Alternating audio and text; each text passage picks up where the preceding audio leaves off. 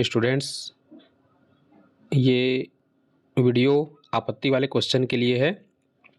थोड़ा इसमें हम डिले हो गए हैं बनाने में, पर ऐसी कोई हड़बड़ी नहीं है। अभी ऑब्जेक्शन लिंक भी ओपन नहीं हुआ है। उन्होंने बोला है कि 5 दिन का समय है, बट अभी उन्होंने ऑब्जेक्शन लिंक मतलब चालू नहीं किया है। जैसे वो लिंक एक्टिवेट होती है उसके बाद हमें 5 दिन का समय मिलता है। यहाँ पर बहुत सारे स्टूडेंट्स ने मैसेज किया, सर ये क्वेश्चन अलग मतलब गलत है, इसका आंसर गलत दिया गया है। रिवाइज्ड में भी जो आंसर किया है उसमें भी गलत दिया गया है। तो बहुत सारा इसमें एक हौच पौच टाइप का है। किसी को लग रहा है कि इसका आंसर ये होना चाहिए, किसी स्टूडेंट को लग रहा है कि ये होना चाहिए, आंसर की कुछ और कह रही है, ठीक है।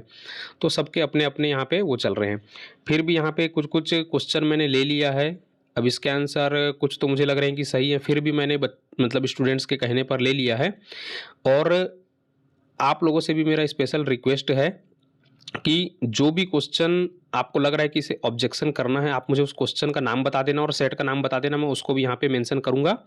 तो ये मैं आप लोगों को अभी लिंक एक्टिवेट नहीं हुई है, मैं अभी आप लोगों को जस्ट कुछ क्वेश्चन के ऐसे सैंपल दे रहा हूँ कि इन क्वेश्चंस को हमें ऑब्जेक्शन में लगाना है। आप और भी क्वेश्चन बताइए तो मैं एक वीडियो और बना दूंगा। कल तक एक वीडियो और बना दिया जाएगा, जिससे कि हमें पूरी तरीके से एक फाइनल हो जाएगा कि हाँ इन क्वेश्चंस को हमें लगाना है। जितने भी स्टूडेंट्स के क्वेश्चन मैच कर जाएंगे कि बहुत लोगों ने उसी क्वेश्चन के ऊपर बोला है कि इसे ऑब्जेक्शन लगाना है, तो उसको हम उसमें ज़रूर शामिल करेंगे। तो यहाँ पे मैं कुछ आपको बता रहा हूँ, इन क्वेश्चंस को लगाना है और इसी के साथ साथ आपको भी और बहुत सारे क्वेश्चन बताना है, क्योंकि अभी लिंक एक्टिवेट नहीं हुआ है, ठीक है।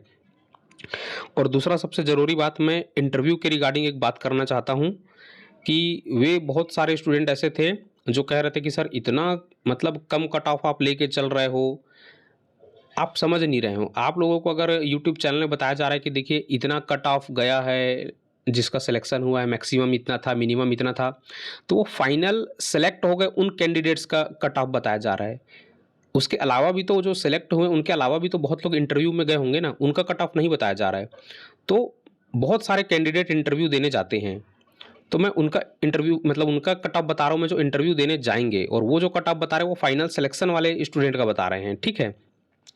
तो अभी तो हमें फिलहाल इंटरव्यू में हमारा सिलेक्शन होगा कि नहीं होगा, इसको हमें कंसीडर करके चलना है। तो आप लोगों को जितना भी रेंज बताया गया है, आप उस रेंज में हैं, तो आप लोग बेफिक्र रहिए। कोई कितना भी बोले कि इतना कम नहीं जा सकता करके, अब बाकी आप लोगों की मर्जी है, ठीक है। और आयोग ने यहाँ पर कुछ स्टूडेंट्स ने ये भी कमेंट किया कि सर बहुत सारे क्वेश्चंस हमारे गलत हो गए हैं, ठीक है। किसी के 15 क्वेश्चन गलत हो गए, किसी के 10-12 क्वेश्चन गलत हो गए। तो जो लगातार पीएससी का पेपर दे रहे हैं उन्हें इन सब चीज़ का आइडिया होगा।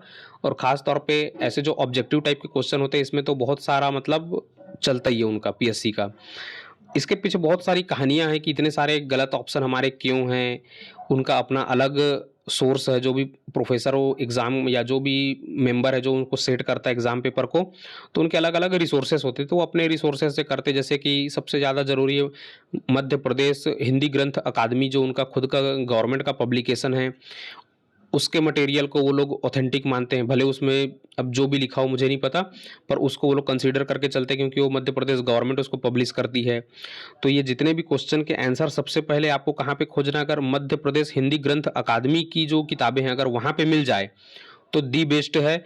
और नहीं तो सेकेंडरी रिसोर्सेस में आप, जैसे अगर पॉलिटी देखना है तो लक्ष्मीकांत देख लीजिए, या एडमिनिस्ट्रेशन का देखना है तो भी आप लक्ष्मीकांत देख सकते हैं। पॉलिटिकल थ्योरी के लिए ओपी गाबा देख सकते हैं। तो ये सब ऑथेंटिक बुक चल जाएगी उसमें।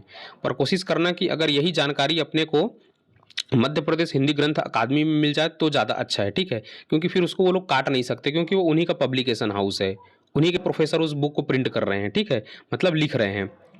तो चलिए कुछ क्वेश्चंस है यहाँ पे हम डिस्कस करते हैं, और इस वीडियो को आपको पूरा देखना है और समझना है। ये एक इसमें पता नहीं कौन सा सेट का है, एक सेट आया था मेरे पास, किसी ने पीडीएफ डाला था, तो ये उसका है, मैंने डाल दिया, ठीक है। यहाँ पे क्वेश्चन नंबर 30 दिख रहा है, निम्नलिखित में से किसने इस तरह को अपना, आप लोग क्वेश्चन पढ़ लेना।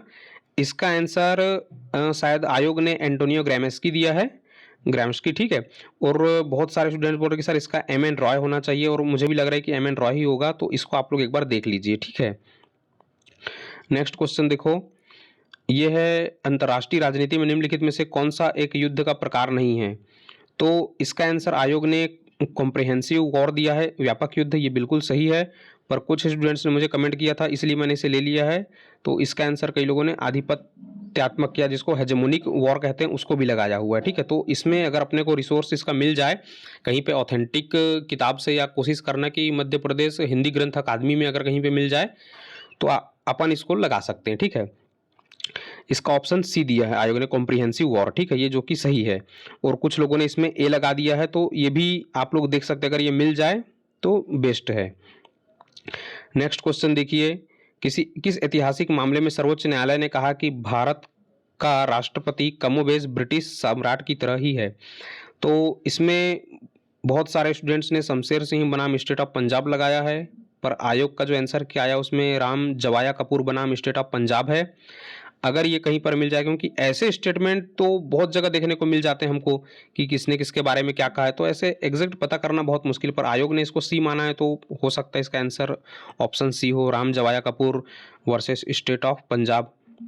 अगर ये मिले, अभी मैंने इसके मतलब रिसोर्सेज को अभी खोजा नहीं है क्योंकि मेरे पास थोड़ा समय की कमी थी, तो मैं अभी इसको और फुर्सत से खोजूंगा, या आप लोगों को मैं जस्ट एक सैंपल दे रहा हूँ। आप लोगों के भी क्वेश्चन इसमें मुझे इंक्लूड करने बहुत सारे, आप लोग कृपया करके बताइए कि जो जो क्वेश्चन में आप लोगों को लग रहा है कि इसमें आपत्ति लगाना है सर, तो उस क्वेश्चन का नंबर बताइए और सेट का नंबर बताइए, उसको बिल्कुल कंसीडर करके उसका मैं आंसर खोजने की कोशिश करूंगा अलग अलग रिसोर्सेज से, ठीक है। और मेरे पास हिंदी मध्य प्रदेश हिंदी ग्रंथ अकादमी की बहुत सारी किताबें हैं, तो उसमें मैं खोजने की कोशिश करूंगा, उसमें समय बहुत लगता है, तो आप लोग इसको थोड़ा सा बताइए और भी क्वेश्चन, ठीक है। तो एक ये क्वेश्चन था। उसके अलावा कांग्रेस ने अपने किस अधिवेशन में स्वराज संविधान पर विचार किया था? ये क्वेश्चन भी बिल्कुल अरबिट टाइप का है। 123 नंबर का क्वेश्चन देखिए, ये नहीं पता कौन सा सेट है, और इसमें देख लीजिए इसका ऑप्शन उन्होंने 123 में क्या दिया है, मद्रास दे दिया है, मतलब ऑप्शन ए मद्रास में 1927 में ये हुआ था ऐसा बोल रहे हैं, ठीक है। कई लोगों ने इसमें अलग अलग लगाया, किसी ने लाहौर लगा दिया है, किसी ने कराची लगा दिया है, ठीक है। तो मुझे भी तो जहाँ तक लग रहा था कि लाहौर होगा या कराची होगा, पर उन्होंने मद्रास दे दिया है, ठीक है। तो इसको भी हम लोग ऑब्जेक्शन के लिए ले सकते हैं अगर अपने को कहीं पे इसका रिसोर्स मिल जाए। एक और क्वेश्चन देखिए, रूसो कहते हैं कि सामान्य इच्छा तभी अस्तित्व में रह सकती है जब आर्थिक समानता हो, और सामान्य इच्छा के सही मायने में सामान्य होने के लिए उसे सामान्य होना चाहिए अपने मूल में, उद्देश्य में, रूप में। तो इसका आंसर उन्होंने उपयुक्त सभी माना है, और लगभग यही हो सकता है इसका आंसर। फिर भी कुछ लोगों ने इसको, किसी ने 1 और 2 मार दिया, किसी ने 1 और 3 मार लिया, तो इसको हम ऑब्जेक्शन में लगा सकते हैं। बाकी ये सही है अगर देखा जाए तो। इसके रिसोर्स खोजना बहुत दिक्कत हो जाता है, ठीक है, अगर ऑथेंटिक बुक से, क्योंकि आयोग कहता है कि आप हमें फोटो खींच के भेजिए, बुक का नाम भेजिए और राइटर का नाम भेजिए, ये 3 उनकी डिमांड होती है। और विकिपीडिया का रिसोर्स इसमें नहीं चलेगा, विकिपीडिया हमें नहीं लगाना है, उसको कंसिडर नहीं किया जाता है। तो अपने को 3 चीज़ें उसमें होनी चाहिए, एक तो बुक का नाम, राइटर का नाम, हाँ, बुक आपके पास ऑथेंटिक होनी चाहिए, राइटर आपके पास ऑथेंटिक होने चाहिए। इस तरीके से अगर आपके पास पूरा रिसोर्सेस है तो आप वहाँ पे क्लेम कर सकते हैं, ठीक है। और बुक भी अच्छा एकदम वेल नोन होना चाहिए, ऐसे नहीं कि आपने सिर्फ फोटो खींच के भेज दिया, आपने बुक का नाम मेंशन नहीं किया या राइटर का नाम मेंशन नहीं किया, आपने सिर्फ फोटो खींच के भेज दिया, तो ऐसे में नहीं चलेगा। यहाँ पे एक और क्वेश्चन देखिए, निम्नलिखित में से किस सिद्धांतकार की रचनाओं को राजनीतिक सिद्धांत को पुनर्जीवित करने में सहायक माना जाता है? अब यहाँ पे शायद इसका आयोग ने इसका आंसर क्या माना, मैं भूल रहा हूँ, शायद डेविड स्टन माना है, और इसका आंसर मेरे ख्याल से यो स्ट्रॉस होना चाहिए। अब देखते हैं इसका आंसर क्या है, ठीक है। अगर हम क्लेम करना चाहें तो इस क्वेश्चन को बहुत सॉलिड तरीके से क्लेम कर सकते हैं। इसका आंसर आपको बहुत जगह रिसोर्सेस में मिल जाएगा, मैं भी खोजने की कोशिश करूँगा। अगला क्वेश्चन देखिए, निम्नलिखित में से कौन भारत में मुख्य कार्यकारी अधिकारी हैं? इस क्वेश्चन में बहुत, लास्ट टाइम भी ऐसा ही क्वेश्चन पूछा गया था 2022 में, बहुत कंफ्यूजन था इस क्वेश्चन में, राष्ट्रपति आएगा कि प्रधानमंत्री आएगा, ऐसे क्वेश्चन अक्सर वो पूछ लेती है। अगर आपने राष्ट्रपति मारा तो वो ऑप्शन में प्रधानमंत्री कर देते हैं, प्रधानमंत्री मारा तो वो राष्ट्रपति कर देंगे, उनका भगवानी मालिक है। आप आर्टिकल जब चेक करेंगे तो आपको यहाँ पे, ठीक है, उन्होंने राष्ट्रपति अभी लेके चला है, पर बहुत बच्चों ने यहाँ पे प्रधानमंत्री मारा है, क्योंकि पिछले बार जो 2022 वाले जो स्टूडेंट्स थे जिन्होंने इस बार पेपर दिया है, वो तो इसमें पक्का मुझे लगता है कि वो उन्होंने प्रधानमंत्री माना, क्योंकि सेम ऐसा ही क्वेश्चन पिछले बार आया था, तो वहाँ पे बहुत सारे स्टूडेंट ने राष्ट्रपति मारा था, तो उन्होंने कुछ और लगा दिया था, ठीक है। तो ऐसा अब उनके ऊपर डिपेंड करता है कि वो क्या लेके चलते हैं। बाकी अब मुख्य कार्यकारी अधिकारी उन्होंने राष्ट्रपति को माना है, जिसे सारे कार्यपालिक शक्ति उन्हीं के नाम पे किए जाते हैं, तो हम इसको राष्ट्रपति वो लेके चल रहे हैं। बाकी कई लोग इसको मुख्य कार्यकारी से ये मतलब निष्कर्ष निकल के आ रहा है कि वो वास्तविक की बात कर रहा है, तो वास्तविक अगर आप सोच के मारेंगे तो वहाँ पे प्रधानमंत्री मारा गया है, ठीक है। तो ये भी एक क्लेम किया जा सकता है। ये ऐसे क्वेश्चन को आप बिल्कुल क्लेम कर सकते हैं। क्यों कर सकते हैं? क्योंकि आपको जब आप किसी आर्टिकल को अलग अलग वेबसाइट में जाके सर्च करेंगे तो वहाँ पे मतलब मुख्य कार्यकारी अधिकारी के रूप में प्रधानमंत्री को भी कंसीडर किया जाता है, तो आप उसे देख सकते हैं। अगर किसी किताब में मिल जाए, जैसे लक्ष्मीकांत हो गया या डीडी बसु की किताब हो गई या सुभाष कश्यप की किताब हो गई, तो वहाँ पे आपको ये अच्छे से मिल सकता है। तो ये आपके 4 नंबर इसमें आपको मिल जाएंगे अगर जितने लोगों ने प्रधानमंत्री मारा है उनको, और जिन्होंने राष्ट्रपति मारा है तो वो तो ऑब्जेक्शन वैसे भी इस क्वेश्चन को नहीं लगाएंगे। तो यहाँ जितने भी क्वेश्चन है बता रहा हूँ, वहाँ पे 2 प्रकार के स्टूडेंट्स हैं। अगर जिनके सही हो रहे हैं वो ऑब्जेक्शन नहीं लगाएंगे, जिनके गलत हो रहे हैं वही ऑब्जेक्शन लगाएंगे। तो ऐसा ही हो जाता है अक्सर। आयोग जानबूझ के कम से कम 15-17 क्वेश्चन ऐसे डाल देती है जहाँ पे बहुत कन्फ्यूजन हो, क्योंकि उन्हें पता है कि कोई भी बच्चा पूरे क्वेश्चंस को ऑब्जेक्शन में नहीं लगाता है। ठीक है, वो अपने हिसाब से 2-4 क्वेश्चन को लगाकर, और सारे बच्चे यही सोचते हैं कि कोई ना कोई लगा देगा। इस चक्कर में बहुत सारे बच्चे मैथ से बाहर हो जाते हैं। ये बहुत आयोग का बहुत पुराना और बहुत अच्छा खेल है ये। जानबूझ के वो 15-16 क्वेश्चन को ऐसे कर देगी कि आपको मतलब आंसर आपको उसको अलग मिलेगा। आपको लगेगा सारे स्टूडेंट एक जैसे ही होते हैं, सबको लग रहा होगा कि कोई ना कोई लगा देगा, कोई भी नहीं लगाता है 2-4 स्टूडेंट्स को छोड़ के। पिछले बार आप यकीन नहीं करोगे, इतने सारे 10-12 क्वेश्चन थे, मात्र 3 क्वेश्चन के लिए आपत्ति लगाए गए थे। 3 से 4 क्वेश्चन के लिए, सोच के देखिए।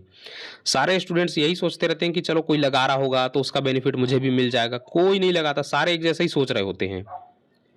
तो इस बार आप लोगों को अगर लग रहा है कि मुझे लगाना है, मैं इंटरव्यू में अंदर आ सकता हूँ, कुछ क्वेश्चन के चक्कर में मैं बाहर हो रहा हूँ इंटरव्यू से, तो जो इंटरव्यू से बाहर हो रहे हैं उनको तो लगाना ही लगाना है। आप लोग इस बात को समझिए। अगर आप ये सोचेंगे कि मेरा तो नहीं होगा, मतलब मैं तो बाहर हो रहा हूँ या हो रही हूँ, कोई ना कोई लगा देगा तो हो सकता है मैं इंटरव्यू में अंदर आ जाऊँ, नहीं होगा ऐसा। एक स्टूडेंट से मेरी बात हुई, उनके पेपर 1 में 13 क्वेश्चन सही है, मात्र 13 या 14, और पेपर 2 जो पॉलिटिकल साइंस का पेपर था उसमें उनके 114 क्वेश्चन सही। अब आप सोच के देखिए, वो वैसे भी मैथ से बाहर हो गई क्योंकि उनके 13-14 क्वेश्चन ही पेपर 1 में सही थे। वो शायद अदर स्टैंड की कोई थी, ठीक है। तो ऐसा हो जाता है। तो आपको लगाना है ऑब्जेक्शन में। अगर आप सोचेंगे कि कोई ना कोई लगा देगा तो ऐसा नहीं होने वाला, आपको लगाना पड़ेगा, ठीक है, अपने लिए। और फिर वहाँ पे देखते हैं कि जितना ज़्यादा आपत्ति लगती है उस हिसाब से वो लोग मान के चलते हैं। नहीं तो वो सीधा बोल देंगे कि भैया हम आपके सोर्स को नहीं मानेंगे। तो दबाव बनाइए, जितने ज़्यादा लोग लगाएंगे उतना ज़्यादा उनके ऊपर दबाव बनेगा। ये क्वेश्चन देखिए, मध्य प्रदेश पुनर्गठन अधिनियम 2000 की धारा 71 के अंतर्गत गठित राज्य सलाहकार समिति के अध्यक्ष कौन थे? दिया है, और कई लोगों का मानना है स्टूडेंट्स का कि सर इसका आंसर एनबी लोहानी तो हो ही नहीं सकता। कई लोगों ने इसमें रघुवेंद्र सिंह सिरोही लगाया है। बाकी आप लोग इसको देख के चलिए, क्योंकि मध्य प्रदेश पुनर्गठन अधिनियम की बात चल रही है 2000 की। अब जब हम पुनर्गठन आयोग देखते हैं, ठीक है, तो वो कब का था, एनबी लोहानी कब के थे, तो थोड़ा सा डेट मैच नहीं हो रहा है। और अगर जब छत्तीसगढ़ की बात करेंगे तो छत्तीसगढ़ के, हाँ, एनबी लोहानी हम ये देखते हैं कि जो हमारा चुनाव आयोग था मध्य प्रदेश का, ठीक है, उसके वो पहले अध्यक्ष थे। तो ज़्यादा लंबी बात नहीं है, 1990-94 की बात है ये, ठीक है, 90 से 94-95 के समय की बात है। और यहाँ पर 2000 की बात हो रही है। तो हाँ, मतलब यहाँ पे प्रायिकता बनती है हमारी कि एनबी लोहानी हो सकते हैं, क्योंकि ज़्यादा डिस्टेंस नहीं है, तो इस हिसाब से उन्होंने लिया होगा। पर इसका कोई अभी रिसोर्स हमें पता नहीं है। कई लोगों ने रघुवेंद्र सिंह सिरोही को लगाया है। तो ये भी एक क्वेश्चन है जिसके ऊपर हम ऑब्जेक्शन लगा सकते हैं, ठीक है, अगर रिसोर्स मिल जाए। मैं तो वैसे भी खोजूंगा भी, क्योंकि ऑब्जेक्शन लिंक अभी आया नहीं है और भी दूसरे काम थे। आप लोगों से स्पेशल रिक्वेस्ट है, अगर कोई क्वेश्चन आपको लग रहा है कि सर इसे भी कंसीडर किया जाए, तो आप बिल्कुल उस क्वेश्चन का नाम और सेट का नाम आप बताइए। उस क्वेश्चन का फोटो खींच के, कम से कम फोटो तो खींचिए मत, आप कैसे मुझे कांटेक्ट करेंगे, आप बस क्वेश्चन का सेट बता दीजिए और क्वेश्चन नंबर बता दीजिए, मैं उसे चेक कर लूँगा, ठीक है। और फिर उसके मैं आंसर खोजने की कोशिश करूंगा, फिर उसको आप क्लेम कर सकते हैं। या तो इसमें कोई बहुत रॉकेट साइंस नहीं है, आप थोड़ा सा भी मतलब खोजने की कोशिश करेंगे तो ये कहीं ना कहीं आपको मिल जाएंगे, ठीक है। पर मैं तो अपनी तरफ से एक वीडियो डालूंगा। तो और भी क्वेश्चन आप लोग इसमें बता सकते हैं जिसे क्लेम करना है। अब इसमें देखिए बहुत सारे क्वेश्चन ऐसे होंगे जो बाकी लोगों के सही होंगे, बाकी लोगों के गलत होंगे। जिनके गलत होंगे उन्हें लगेगा कि यार हम इसे नहीं करेंगे, तो ऐसा हमेशा विरोधाभास हो जाता है। अगर मैं आपको 10 क्वेश्चन बताऊं जिसमें से 5 क्वेश्चन किसी के सही हो रहे हैं, 5 क्वेश्चन किसी के सही हो रहे हैं, तो उनको लगता है जो इनके गलत हो रहे हैं वो हमारे सही हो रहे हैं, हम इसको क्लेम नहीं करते। ऐसे में दोनों आपस में टकरा जाते हैं और दोनों ही क्लेम नहीं करते, और उनको पूरा का पूरा 10 क्वेश्चन का बेनिफिट आयोग को मिल जाता है और बाकी लोग मैथ से बाहर हो जाते हैं इंटरव्यू के रेस से। तो इसीलिए वो लोग जिनको लग रहा है कि मेरे ये 5 गलत है मैं लगाऊंगा, और जिनको लग रहा है कि मेरे ये 5 गलत है मैं लगाऊंगा, तो आप लोग कुल मिला के ऐसा है कि जीत आयोग की होनी है। उन्होंने जो फाइनल दे दिया वो दे दिया, वो 1-2 क्वेश्चन से ही डील करेंगे बस। अब आप लोगों को मैं ये बोलूं कि सर लगाने का क्या फ़ायदा फिर, पर ऐसा नहीं है, हमें लगाना चाहिए अपने तरफ से। पर आयोग उतना इन सब चीज़ों पे ध्यान नहीं देती, और ऑब्जेक्शन जब आप लगाओगे उसके बाद का लास्ट टाइम में, तो ऑब्जेक्शन लगाने के बाद उन्होंने रिजल्ट ही शो ही नहीं किया था कि कितने सही है कितने गलत हैं। तो ये आयोग का एक प्रॉब्लम है कि वो बताती नहीं है कि हमने कितने क्वेश्चन को एक्सेप्ट किया, कितने क्वेश्चन को डिलीट किया, वो कभी नहीं बताएगी आपको। जब आप ऑब्जेक्शन लगाएंगे उसके बाद वो डायरेक्ट रिजल्ट दे देगी आपको। आप कभी समझ ही नहीं पाओगे कि मेरा सिलेक्शन मतलब मैं क्यों बाहर हो गई या क्यों अंदर हो गया। ठीक है, तो ये सारे क्वेश्चन थे, आप लोग इसे देखिए और अपने भी क्वेश्चन कुछ बताइए। ठीक है।